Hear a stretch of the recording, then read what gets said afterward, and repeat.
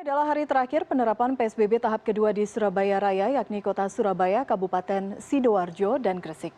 Keputusan mengenai PSBB tahap ketiga akan diumumkan oleh Gubernur Jawa Timur petang ini setelah melakukan rapat peninjauan akhir yang akan dimulai pukul 2 siang nanti.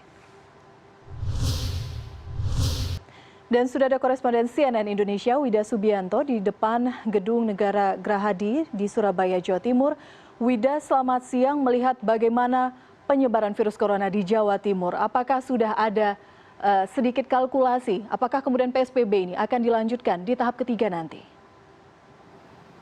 Ya, Elvira, betul sekali. Jadi memang ada peningkatan yang cukup signifikan dari jumlah penderita COVID-19 yang ada di Jawa Timur.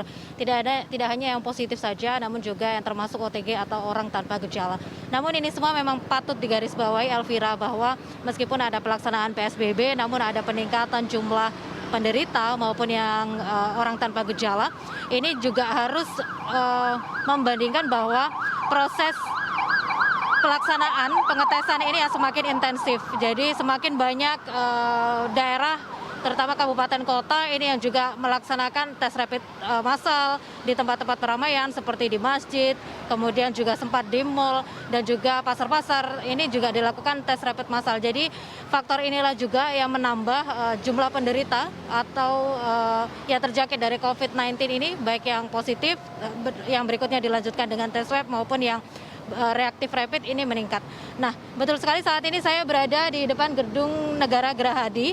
Di lokasi inilah sekitar pukul jam 2 siang nanti Gubernur Provinsi Jawa Timur bersama dengan pimpinan 3 daerah kabupaten kota dalam kawasan Surabaya Raya yang saat ini melaksanakan PSBB, yakni Kota Surabaya, Kabupaten Sidoarjo, kemudian juga Kabupaten Gresik ini nanti akan melakukan rapat tertutup final menentukan apakah PSBB di kawasan Surabaya Raya ini akan diperpanjang di PSBB tahap ketiga atau bila diperpanjang ini akan berlaku mulai esok tanggal 26 Mei 2020 hingga diperkirakan sampai 9 Juni 2020 atau dalam satu masa inkubasi atau 14 hari setelah sebelumnya di Surabaya Raya ini sudah dilaksanakan 2 tahap pelaksanaan PSBB, yakni 1 bulan, dimulai tanggal 28 April 2020 sampai 11 Mei 2020, ini adalah PSBB tahap pertama. Kemudian untuk tahap keduanya ini mulai 11 Mei 2020 sampai hari ini, atau hari Senin ini adalah hari terakhir pelaksanaan PSBB hari kedua.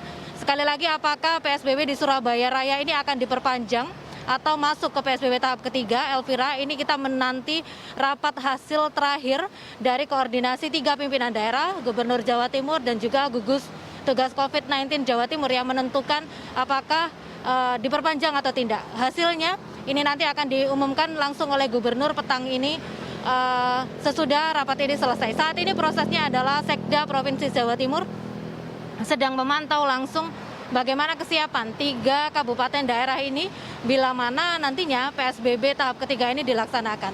Nah, kalau kita melihat bagaimana pelaksanaan PSBB 2 tahap yang sudah dilaksanakan di Surabaya Raya ini, saya sendiri termasuk yang selalu setiap hari melewati kawasan checkpoint, Elvira, karena tugas atau kantor dari Transmedia Biro Surabaya ini bertempat di Surabaya, sedangkan kediaman saya, tempat tinggal saya ini berada di Kabupaten Sidoarjo. Jadi setiap hari ini merasakan bagaimana checkpoint ini baik dari arah Surabaya menuju Sidoarjo maupun sebaliknya Sidoarjo menuju Surabaya. Memang ada pembatasan-pembatasan dan juga pemeriksaan, terutama berbasis pada plat nomor. Jadi kalau misalnya kita melihat ada plat nomor di luar plat L dan W, ini adalah plat nomor untuk kawasan wilayah Surabaya, Sidoarjo, dan Gresik, maka ini ada jalur khusus. Ada pemeriksaan khusus seperti pemeriksaan suhu dan juga kepentingan. Seperti syarat dari PSBB Surabaya sendiri, ini ada 11 unit kerja yang masih diperbolehkan untuk tetap aktif. Nah, jadi bila mana ada pendatang yang masuk misalnya ke kawasan Surabaya, tidak menunjukkan surat tugas, apakah dia termasuk di 11 unsur kerja yang masih diperbolehkan untuk beroperasi dan melewati perbatasan checkpoint, seperti misalnya tugas unit kerja yang ada di farmasi, medis, termasuk pertanian, logistik, dan lain sebagainya. Ini maka kalau tidak bisa menunjukkan surat itu, maka pengendara kendaraan tersebut harus putar balik. Tidak boleh masuk kawasan Surabaya, Sidoarjo, dan Gresik di 3 kawasan Surabaya Raya ini. Kemudian juga pemeriksaan lainnya, pembatasan lainnya adalah di Surabaya Raya ini juga diterapkan penerapan jam malam, termasuk juga sanksi-sanksinya. Ada sanksi penarikan KTP, kemudian juga dari gubernur langsung juga menyatakan bila ada pelanggaran ini juga berdampak pada tidak bisanya diberlakukannya perpanjangan SIM. Kemudian juga ada juga pidananya 216 KUHP yang seperti disampaikan oleh Kabid Humas Polda Jawa Timur, Bapak Trunojoyo, yang ini juga menunjukkan bila mana ada pelanggaran berat terkait PSBB ini maka bisa terkena unsur pidana dengan hukuman penjara maksimal adalah 2 bulan. Jadi memang PSBB ini sebenarnya memberikan batasan-batasan juga kepada masyarakat, namun juga kita masih melihat ada kelonggaran-kelonggaran operasional seperti di pasar tradisional dan lain sebagainya. Nah, ini juga yang patut mendapat perhatian bahwa bila mana PSBB nanti ini dilanjutkan ke tahap ketiga atau sudah tidak dilanjutkan lagi, yang jelas bagaimana penerapan physical distancing, kemudian juga pelaksanaan protokol kesehatan ini harus tetap dilaksanakan oleh masyarakat. Ini yang menjadi poin penting. Karena memang ada tinjauan psikologis juga, informasi yang kami dapatkan dari pemerintah Provinsi Jawa Timur, bahwa upaya peredaman penyebaran COVID-19 dan juga penghentian penyebaran COVID-19 ini juga memperhatikan psikologis masyarakat. Bagaimana kita juga melihat bahwa ada unsur kejenuhan yang dirasakan di masyarakat ini dalam masa PSBB ini. Setiap hari melalui checkpoint, setiap hari melalui pemeriksaan, ada pembatasan sosial, ada pembatasan operasional untuk kegiatan perekonomian seperti warung kopi, dan lain sebagainya. Ini yang juga tidak bisa buka sampai malam. Nah, ini juga perlu diperhatikan psikologis masyarakat, hingga inilah yang kita tunggu di rapat akhir koordinasi antara gubernur, kemudian 3 pimpinan daerah di kawasan Surabaya Raya dan juga tim gugus tugas percepatan COVID-19 Jawa Timur ini jam 2 ini. Apakah kira-kira PSBB di Surabaya Raya ini diperpanjang atau sudah cukup dihentikan di 2 tahap ini saja? Elvira.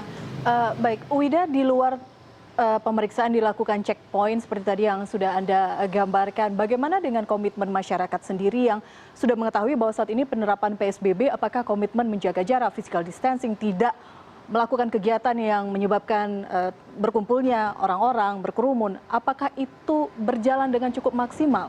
Atau bisa dikatakan masyarakat dalam titik ini sudah abai? Ini yang menjadi ironi, Elvira. Jadi kita punya 38 kabupaten kota ya di Jawa Timur ini. Kalau saya melihat di Surabaya Raya, di Kabupaten Sidoarjo, Gresik, kemudian juga Surabaya, di mana ini pengawasan sudah begitu ketat begitu ya. Kami melihat memang sebagian mal, ini pusat perbelanjaan, ini justru tutup, Elvira. Jadi sampai hari ini setidaknya saya melintas saja, ini ada sekitar 5 mal yang tidak buka. Kalaupun buka ini hanya bagian depan, ini yang bagian untuk food delivery saja. Jadi hanya melayani pembelian makan untuk take away ataupun diantar delivery pemesanan. Nah, tapi di kabupaten atau kota lain, ini yang kemarin juga viral di media sosial, Elvira. Jadi H-1 Lebaran, H-2 Lebaran, ini antrian cukup panjang dan juga rapat. Ini terjadi di kasir-kasir pusat perbelanjaan di kabupaten kota lainnya di Jawa Timur, misalnya di Jember, di Lumajang, di Banyuwangi. Jadi ini yang patut menjadi perhatian dan juga ironi bahwa Jawa Timur, di mana satu kesatuan, ini seharusnya memang penyebaran dengan perputaran masyarakat ini juga masih terus terjadi antar kabupaten atau kota. Jadi ini juga tetap harus mendapat perhatian begitu, karena ada pembatasan untuk rumah ibadah, kemudian juga ada pembatasan untuk transportasi massal seperti kereta api untuk jarak jauhnya, seperti dari Surabaya ke Banyuwangi ini pulang pergi sekarang saat ini sudah tidak ada.